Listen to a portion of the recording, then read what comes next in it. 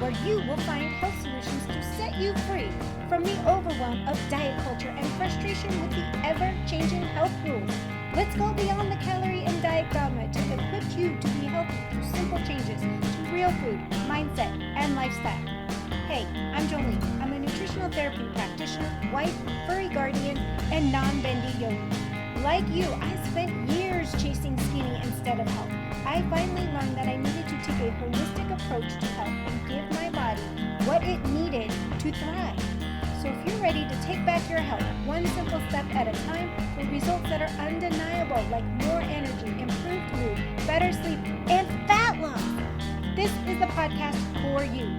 Pop in those headphones, take a deep breath, and let's get healthy. Hey there. Today we are going to dive in on metabolic flexibility. Now, the first time I heard this term, I was super, uber, completely over the top curious because I'd never heard it before. I've heard that the concept of burning glucose for fuel and being a carb burner. And it was when I was getting into the ketogenic lifestyle and, you want to be in ketosis and be a fat burner. Nobody ever talked about the body's ability to use both. So why is tapping into a natural function of the body not talked about more or shouted from the rooftops? Our body was built to be metabolically flexible. Now, a lot of us have damaged our body over the years, so it takes some work to get there. Some may struggle ever getting there. But let's dive into exactly what this concept is. What does this mean for our metabolism and getting it to run efficiently again so that we don't feel like our metabolism sucks? So our body is truly built to use both fuel sources, being a glucose burner or being a fat burner. Now, if you listen to my episode on protein, you know that we don't actually burn protein for fuel. It has to be converted over into something else to be used as fuel. So we either burn glucose or we burn fat, one or the other. Burning fat gets us into ketosis. Burning glucose keeps us out of ketosis. It's kind of that simple.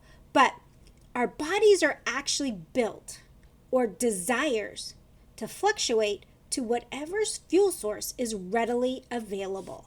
So what happened is those who eat a high carbohydrate diet or the standard American diet, their body is so used to that, it doesn't remember how to burn fat for fuel.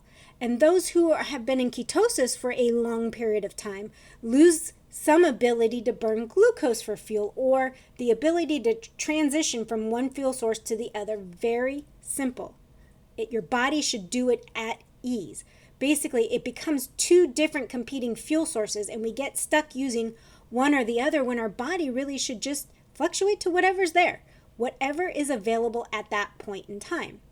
Let's take a quick look at what influences metabolic flexibility, and then we'll go into how to become or improve our metabolic flexibility. So the biggest, most influential factor on metabolic flexibility is a no-brainer. It's diet.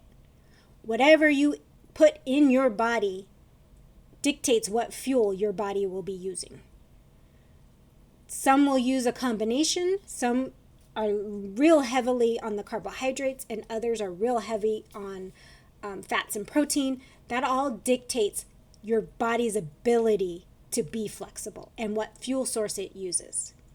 The next thing that influences your flexibility is exercise. It depletes the glucose and it will force your body to tap into fat for fuel, especially if you've already started training your body how to use fat for fuel. Now, genetics can have a little bit of an influence on metabolic flexibility. Depending on certain genomes, it can increase your risk of metabolic disorders. And so, genetics have a little bit to do with this. If you have metabolic syndrome and you know it's somewhat genetic, because no matter what you do, you're still struggling with it, you might have trouble getting into a state of metabolic flexibility. As we age, it does become more difficult to be flexible, but it's possible. You just have to work on it, and you have to maintain the work to stay metabolically flexible.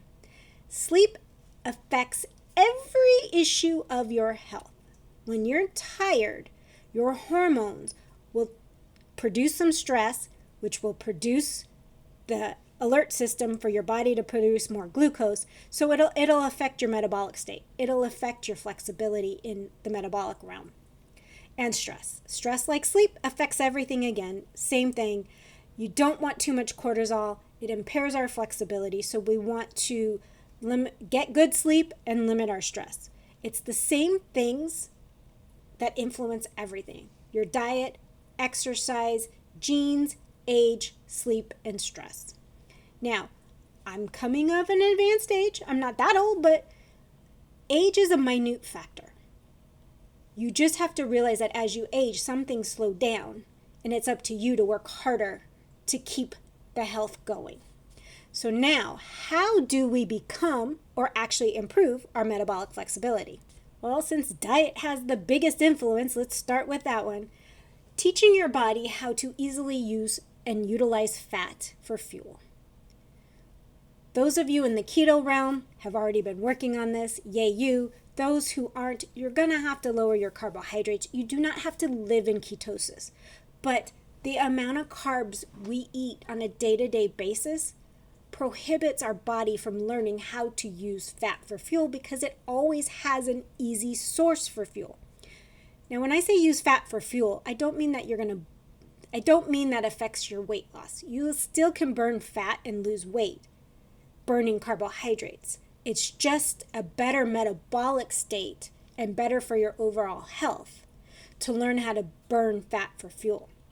Your body's more like a hybrid car. It should fluctuate back and forth and use whatever's available.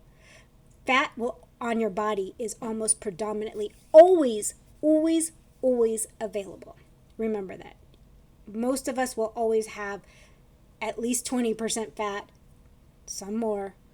So we always have some fuel source there. So if our body can learn how to tap into it, it helps us become flexible and improve our flexibility, living in a state of both, which comes into carb cycling. Having very low carb days with very high carb days. It lets your body learn how to use both fuel sources interchangeably and tap into both. There's a misconception that once you taught your body how to burn fat for fuel, how to get into ketosis, that it takes weeks on ends to get back every time you leave it. That's not true.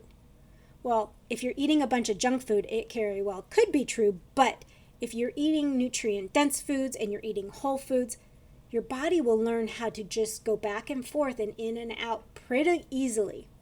So you want to, one, do a very low-carb diet for a while, teach your body to burn fat for fuel, and then cycle in and out to keep and improve that flexibility you're building. Because if all you do is live in the world of ketosis, you will have trouble using glucose for fuel again because your insulin levels will be out of whack because it doesn't know what it needs to do. When we don't use a muscle, it forgets what it needs to do. So we always want to have some sort of reminding your body, oh yeah, I can have, a nectarine today, and it'll use that up first, and then it'll go back into using fat. Teaching your body how to cycle back and forth is really important. Your body is smart. It wants to do what's healthiest for it. Don't forget that. Your metabolism is slow because of all the stupid things we've done when we were younger, or trying to lose weight, or listening to people who didn't want you to get healthy. They just wanted you to lose weight. Your goal was to lose weight to get healthy. And we all know, if you've been listening to me or following me for any point in time, that you need to get healthy to lose weight. Lasting weight loss comes out of health. So we'll get off the food. The next thing you need to do is intermittent fasting, or you don't need to do it. Let me take that back. Time restricted eating, intermittent fasting, whatever you want to call it, will help you become metabolically flexible, especially when you start cycling carbs in and out. Intermittent fasting helps by restricting the time we're in a fed state. So it allows our body to actually tap into that fat for the fuel a lot easier. The one caveat I'd like to put on fasting and intermittent fasting and all of that is don't overdo it, because your body will lose some flexibility when you overdo it, because it is in such need of nutrients that it starts holding on to everything, and it can, and it'll start messing up your whole metabolic health, which if you're not metabolically healthy, it's hard to be metabolically flexible. So we need to work on things to get our metabolic health in order to get metabolically flexible. So remember that. Try not to overfast. Just incorporate all of these sporadically. Going in and out of things. That's how your body becomes flexible, by not doing the same thing day in and day out. It's doing different things every single day. There is another dietary tip that I need to give you that I forgot to add in the rest. You need to ditch the low-fat diet. Without eating enough fat, your body will struggle getting into a metabolic flexible state. Now, you do not have to eat as much fat as someone on a ketogenic diet does, because they are replacing the calories that they used to get from carbohydrates with fat. But you should strive for 30 to 40% of your intake from fat. That is the minimum we need to rebuild cells, cell walls, hormones, our brain. So don't fear the fat. We actually need to ingest fat. You cannot build all this stuff using the fat in our body. The fat in our body can, once it's stored, is only used for fuel. So don't forget to get in those healthy fats. Check out the healthy fat episode to make sure that you're eating the right fats to nourish your body. Now again, so exercise. Exercise helps with getting flexible. We already touched on this. Building lean muscle mass. Lean muscle mass helps you get metabolically flexible because it's somewhere for the glycogen to go. Our body always has a certain amount of glucose in it, either stored as glycogen or flowing through our blood. We do not deplete all of our glycogen. It's our body's mechanism for fight or flight that we can go run away if we need to, a quick source of energy. So it's always going to store some glycogen, glucose. I know I'm using like medical terms, but it will always store some for emergencies. Reduce your stress. We already talked about how stress can prevent you from getting there. Well, if you can reduce your stress, it will help reduce the stress hormones, and it will disrupt your body from tapping into fat for fuel. And get a good night's sleep. You had to know that they were kind of going to go in reverse, but get a good night's sleep. Sleep helps support the body's hormone regulation and overall metabolic process. Remember, when we sleep is when we repair everything. So you might be wondering why you should try to be metabolically flexible. The short answer is that it has a huge role in preventing disease. Being metabolically flexible maintains a healthy balance between your energy intake and your energy expenditure, meaning, calories in, calories out. I like to use the term energy. But it helps reduce excess fat. We don't store fat if we're using the fat. It helps reduce inflammation. It helps reduce oxidative stress. All of that leads to chronic disease. Excess fat, excess inflammation, excess oxidative stress all lead to chronic disease. So we want to get into a point where our body's using the things, not storing it, it's running well, and it's healthy. So some will say getting metabolically flexible will increase your lifespan, but what it does is it increases your quality of life. We want to have a good health so that we can live our life on our terms. You want to be able to do whatever you enjoy doing. Metabolic flexibility is essential in keeping you there. So on that note, friends, I will see you next time. Bye. Thank you so much for tuning in. I hope you enjoyed today's episode. If you found value in what you heard today, I would be incredibly grateful if you could help spread the word. Sharing is caring after all. Share the podcast with others that will find the information helpful. It's through your support that I can continue to grow and bring more amazing content. And if you have have a spare moment, I would truly appreciate it if you could leave a review on your favorite podcast platform.